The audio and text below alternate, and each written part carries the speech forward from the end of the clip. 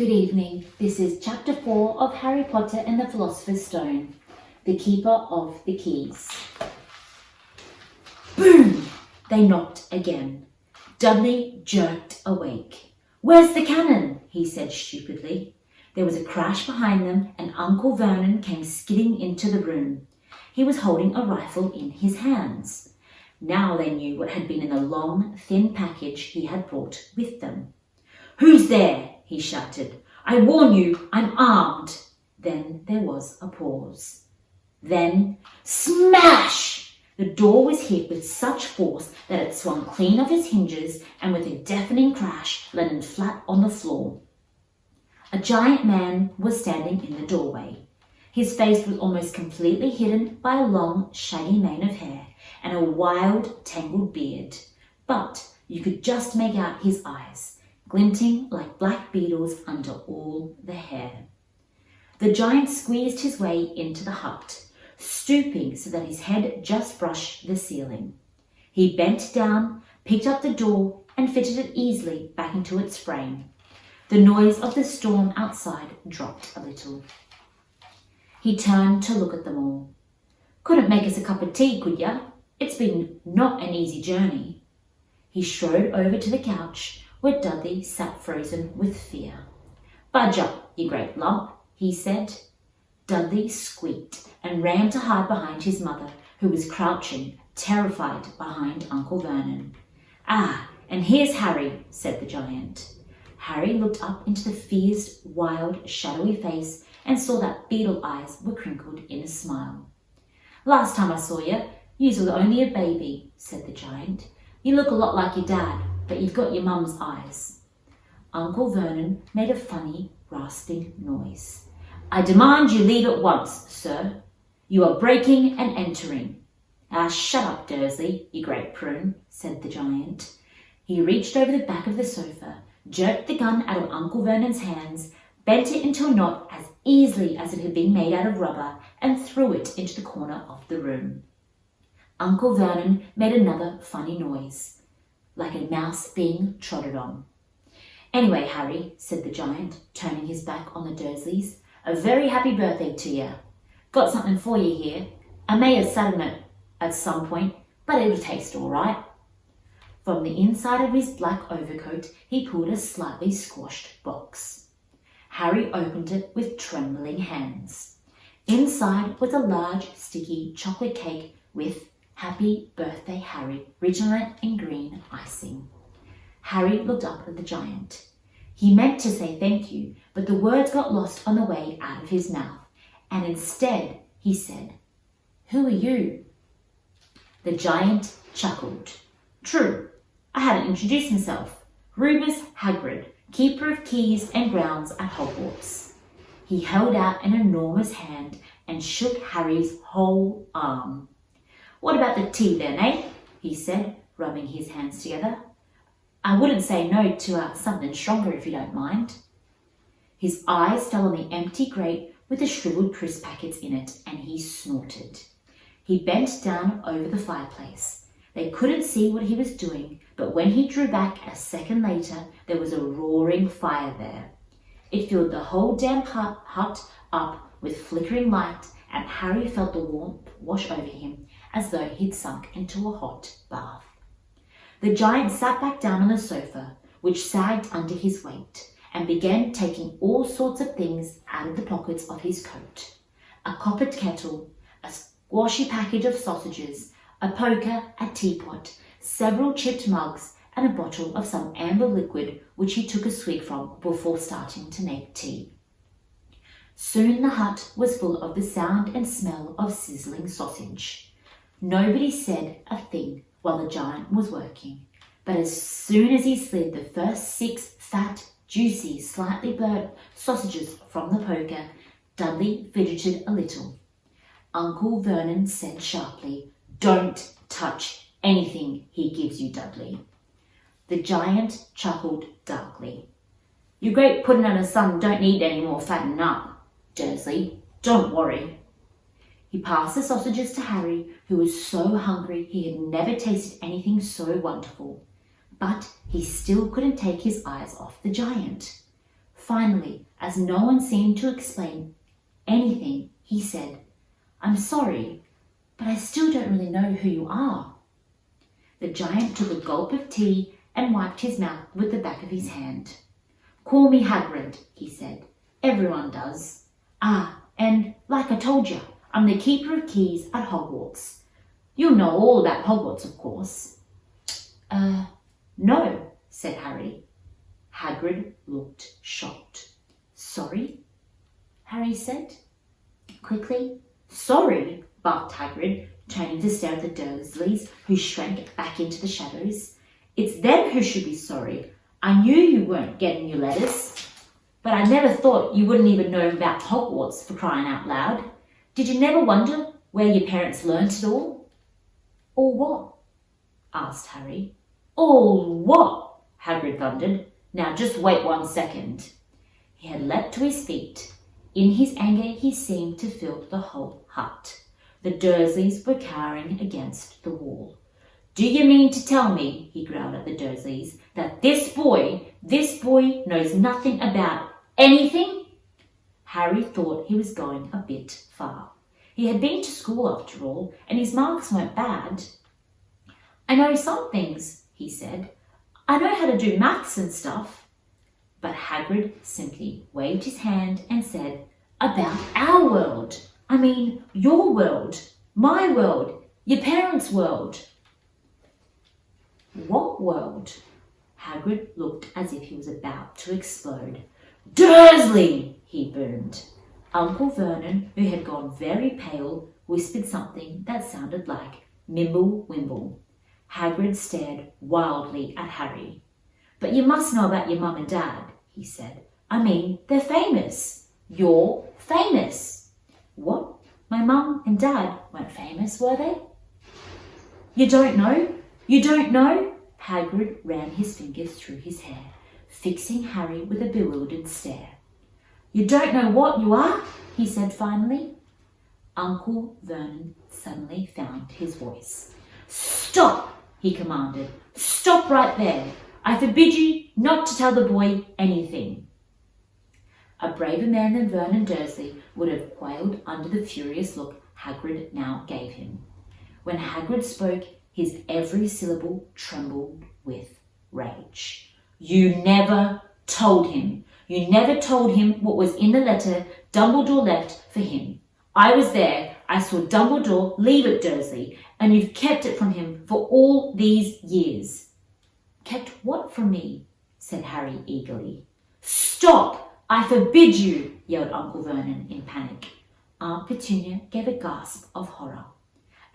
Go boil your heads, both of you," said Hagrid. "Harry, you're a wizard." "I'm a what?" gasped Harry. "A wizard, of course. And a thumping good one, I'd say, once you've been trained up a bit. With a mum and dad like yours, what else would you be? And I reckon it's about time you read your letter." Harry stretched out his hand at last to take the yellowish envelope addressed in emerald green to Mr. H. Potter, the floor, hut on the rock, the sea. He pulled out the letter and read, "Hogwarts School of Witchcraft and Wizardry. Headmaster Albus Dumbledore. Order of Merlin, First Class, Grand Sorcerer, Chief Warlock, Supreme Muggle-Up, International Confederation of Wizards. Dear Mr. Potter, we are pleased to inform you that you have a place at Hogwarts School of Witchcraft and Wizardry.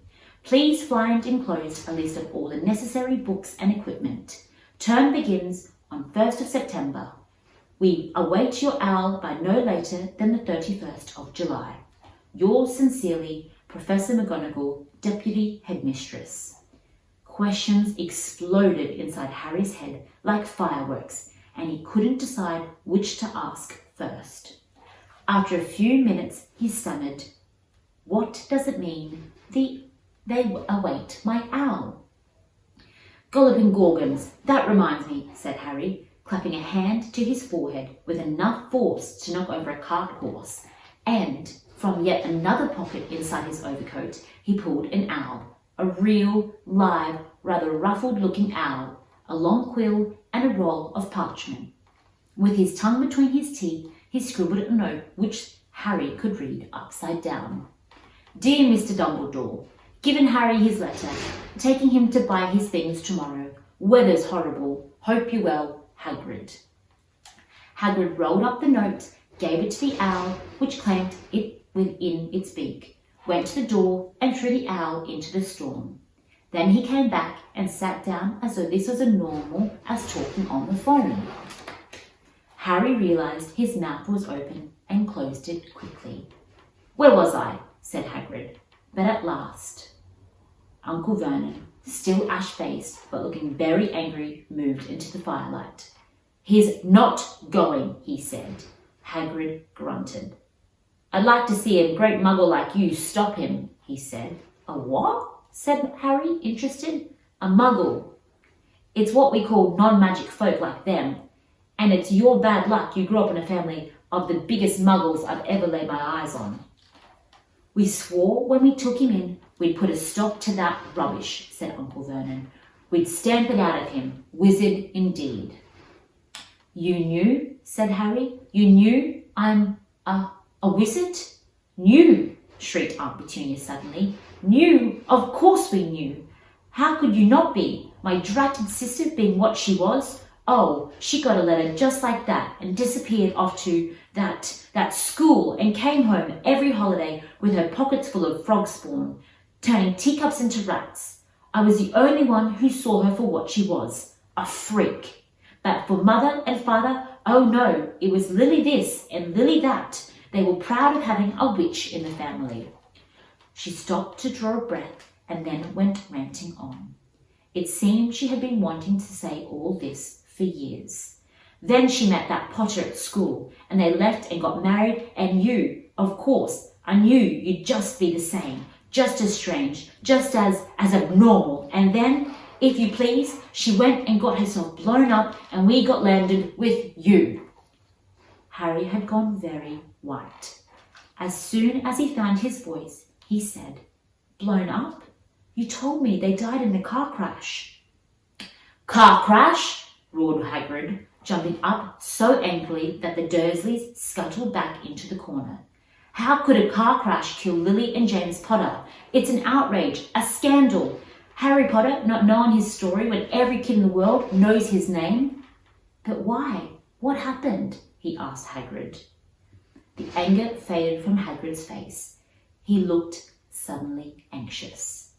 I never expected this, he said in a low, worried voice. I had no idea when Dumbledore told me that there might be trouble getting hold of you, how much he didn't know.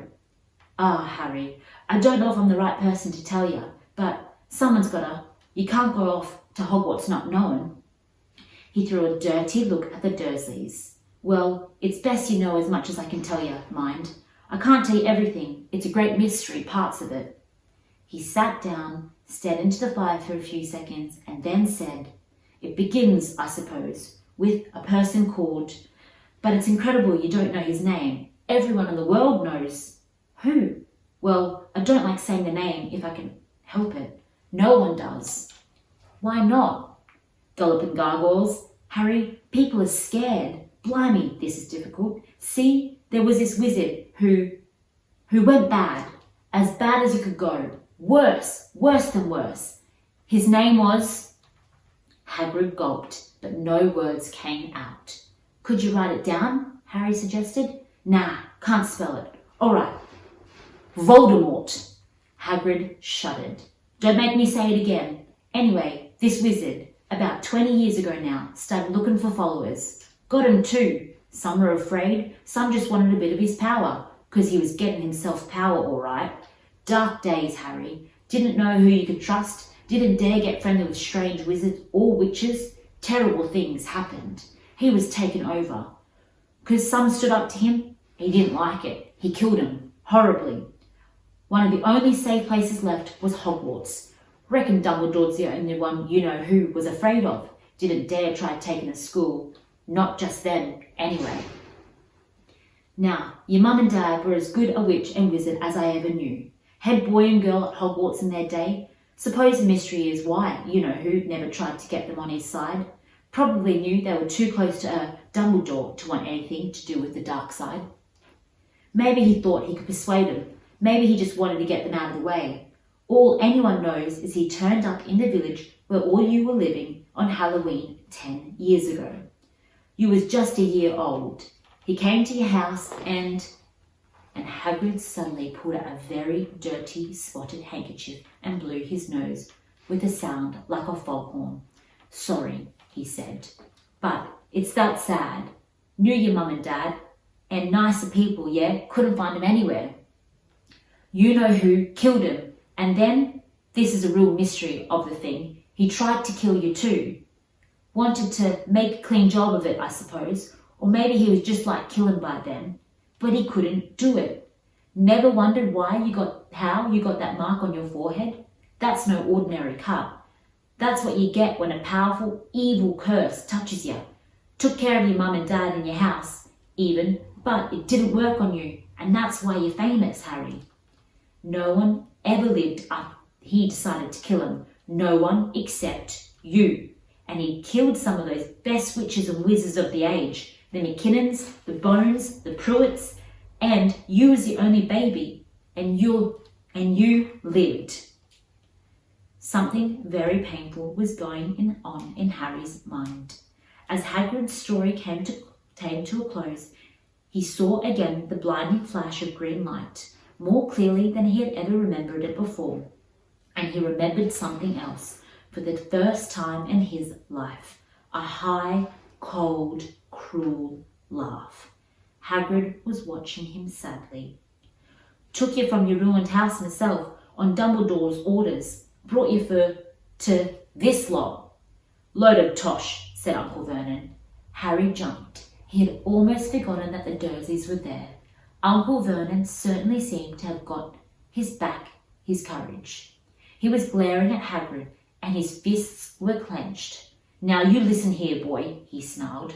I accept there's something strange about you, probably nothing a good beating wouldn't have cured.